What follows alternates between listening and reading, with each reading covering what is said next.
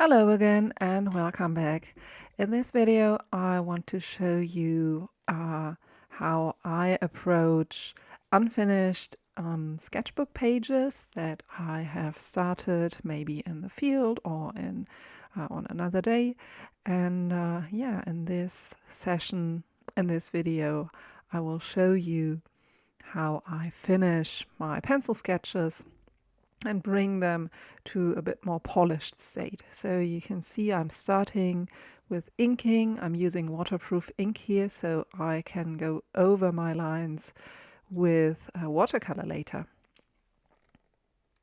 And so this is just a matter of going over the pencil lines that I already have. So I did those in my field sketch, and now I'm just clarifying them and bringing them again into focus a bit more.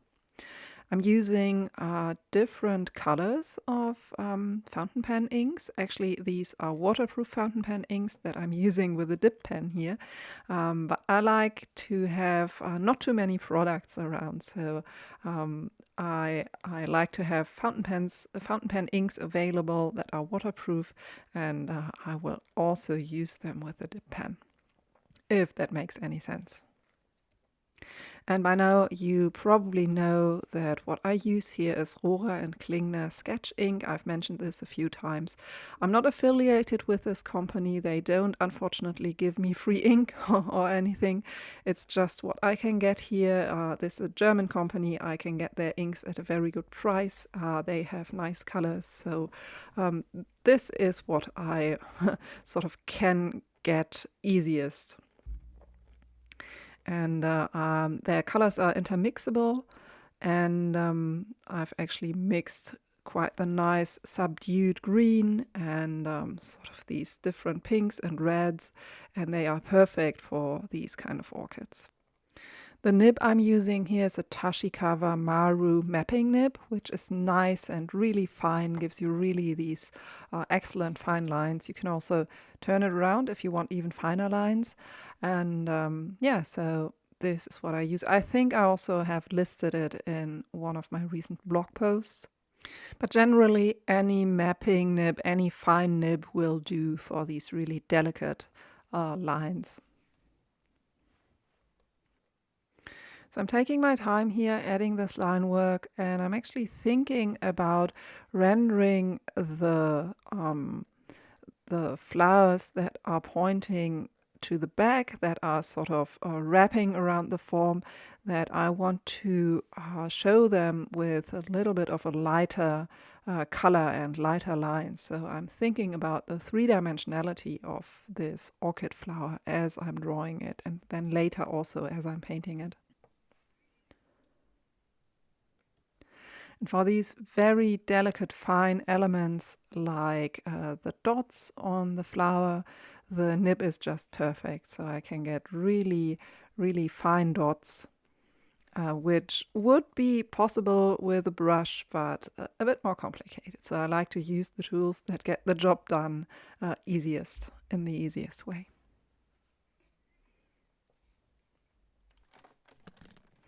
So I'm mixing my watercolor here, and what I'm going for is this mixture of quinacridone magenta and quinacridone violet, I believe, and I want it to be really light, so I can apply the color in the petals that, in the flowers that turn to the back, and I can always add a second or a third layer to intensify the color in the front.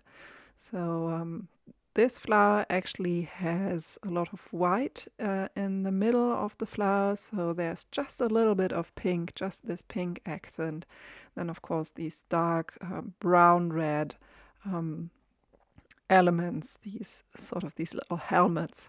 And I want this to be reflected. So I'm leaving a lot of these areas white. There are a lot of highlights on the flower. So I'm working my way down the entire flower.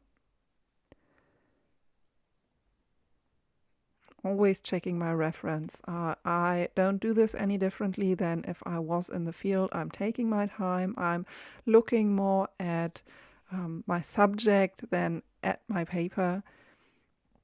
And this is especially important for drawing. And the stalk also comes in this dark brown red. It has sort of this gradient from green to red brown, which is interesting, which is also can often be seen in nature. And the leaves have this white shine that I have seen in the field and that I want to replicate here. So I'm leaving a lot of white areas because I want this waxy shine to be prominent in the leaves. And I'm mixing my greens from scratch here. So I'm using cobalt blue and manganese blue, which is a lighter blue, with my various yellows here. So lemon yellow, pure yellow. And so I am really flexible with the kind of the amount of blue or yellow in my green. And this makes for a very natural feel, very natural greens, I think.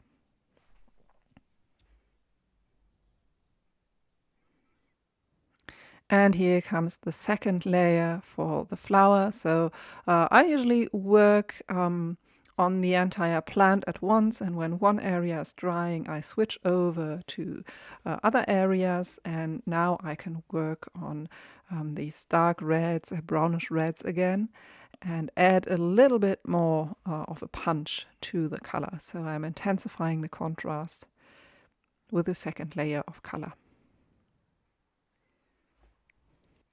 And I like to work from light to dark in my paintings. This is a very typical way of working for watercolor. I know some watercolor artists that like to lay in the dark contrasty bits first so that they have a full value range. This really depends on how you like to work. I'd suggest trying out a few different methods. I really like this sort of this technique of slowly layering and darkening the spots that I see do need a little bit more of a darker value and more contrast, more color intensity. And in the same way, I'm adding more color, more contrast to the leaves here. So I'm going over the darker parts again with my slightly darker and less watery mix of color here. So this is another technique that you will come across in a lot of botanical paintings, or in this technique of slowly layering a realistic painting in watercolor. You start with very diluted washes, let those dry, and then you can add these less diluted washes where you have more pigment and you will have more color in your layer. I'm adding a little bit of a background here. And I've just recently started doing this because I enjoy seeing the plant in its surroundings, in its habitat. I think it adds more interest to the sketch or to the painting. And I find that when you leave these background elements a bit looser and a bit lighter, then they don't detract from the real subject of what you're painting. So I still want the flower to be very detailed, very vivid colors, intense colors, and then I can add this sort of loose background, this loose landscape to show the habitat, to show what surrounds this. And this is actually helpful for me when I reference or when I ID certain flowers. I can quickly see in what kind of area these flowers might grow. Okay, back to more detail work here. This is another one of the orchids that I prepared with my inking technique, and now I'm adding the slightest bit of watercolor to it.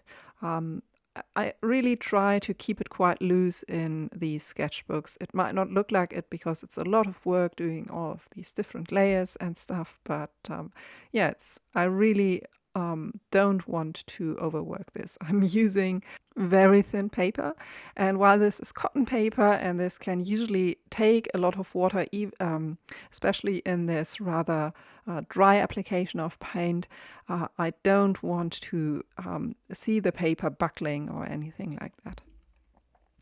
So this is essentially the same technique. I'm waiting until the last layer dries, and then I'm going over the areas where I can see I need a more intense color. And this orchid has just started to bloom, so there are a lot of these still closed flowers, so it's rather easy to paint. Yeah, and this is essentially it for this video. I hope you enjoyed it. I hope it was useful for you. Here you can see the entire finished page. And if this was interesting for you, then, and if you haven't already, then please join my newsletter. I don't always share everything as a video. I do have a blog, and I try to share all of my adventures, my sketching activities, and sketching tips for landscapes and for botanicals and for all kinds of different nature subjects on my blog. So this is really the central spot that I would like to show you if you're interested in my work and want to keep in touch. So yeah, thank you for your kind comments, for your time, and for your feedback. And I'll see you very soon. Bye.